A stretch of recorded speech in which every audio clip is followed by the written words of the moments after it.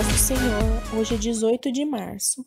Vou ler 2 Crônicas, capítulo 30, do 1 ao 20. Ezequias enviou uma mensagem a todo Israel e Judá e também escreveu cartas a Efraim e Manassés, convidando-os para ir ao templo do Senhor em Jerusalém e celebrar a Páscoa do Senhor, o Deus de Israel. O rei, seus oficiais e toda a comunidade de Jerusalém decidiram celebrar a Páscoa no 2º mês.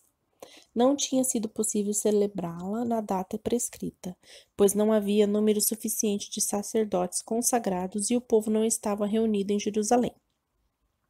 A ideia pareceu boa tanto ao rei quanto a toda a assembleia. Então decidiram fazer uma proclamação em todo Israel, desde Berseba até Dan, convocando o povo a Jerusalém para celebrar a Páscoa do Senhor, o Deus de Israel.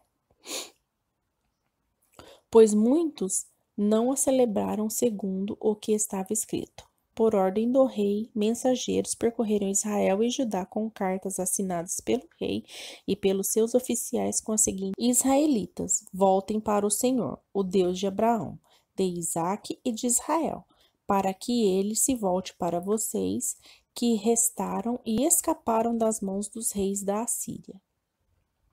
Não sejam como seus pais e seus irmãos, que foram infiéis ao Senhor, o Deus de todos seus antepassados, de maneira que ele os deixou em ruínas, conforme vocês veem. Portanto, não sejam obstinados como seus antepassados. Submetam-se ao Senhor.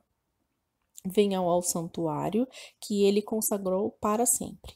Sirvam ao Senhor, ao seu Deus, para que o fogo da sua ira se desvie de vocês.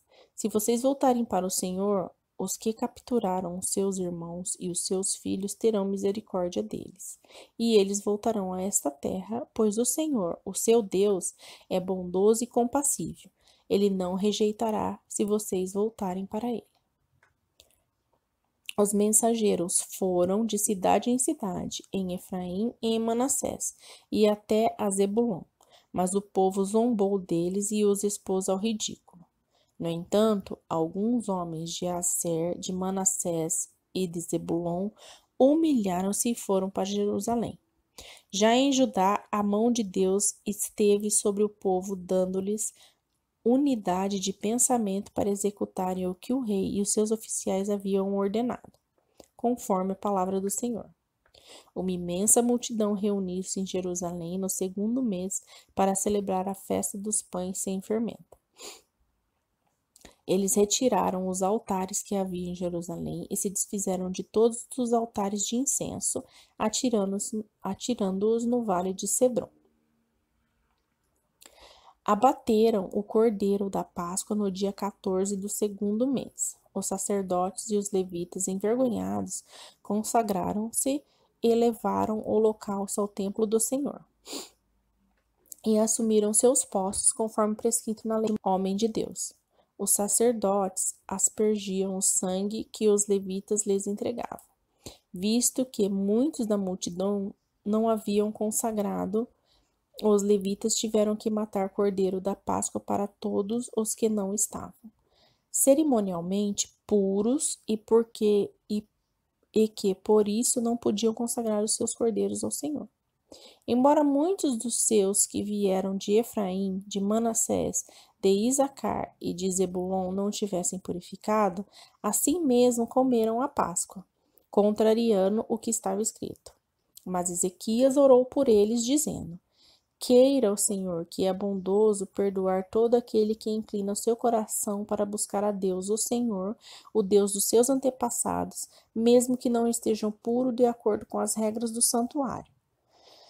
E o Senhor ouviu a oração de Ezequias e não castigou o povo, mesmo quando não fazemos tudo certo. Ezequias tinha um coração como o de Jesus. Jesus quebrou as regras religiosas de sua época. Ele compreendia que o coração de Deus é maior que qualquer conjunto de regras. A oração de Ezequias revelou essa mesma atitude. O povo viera de longe para festejar e adorar. Alguns, entretanto, não estavam preparados. Encontravam-se cerimonialmente impuros.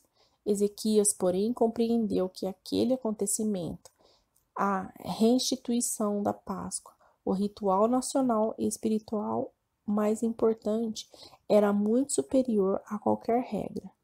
Se Ezequias não tivesse compreendido isso, a festa teria causado em lugares de unidade. A obra de Deus teria retrocedido. Todo o objetivo da festa se teria perdido. O ponto é que Deus salva o seu povo com base em sua misericórdia, seu amor no sangue de um cordeiro. A oração de Ezequias mostrou quanto ele acreditava que Deus seria gracioso e misericordioso para esquecer a imperfeição e ajudar os seus filhos a adorá-lo. Ele os curou, embora não tivessem feito tudo certo. Não hesite em ir a Deus. Não tema pedir-lhe que o ajude a honrá-lo e adorá-lo, mesmo quando você não faz tudo certo. Querido Deus, sou grata porque não olhas para as minhas imperfeições e vê apenas as perfeitas qualidades do teu Filho, Jesus, estampadas no meu coração. Ajuda-me a viver como queres, de modo que os meus caminhos sejam agradáveis aos teus olhos. Amém.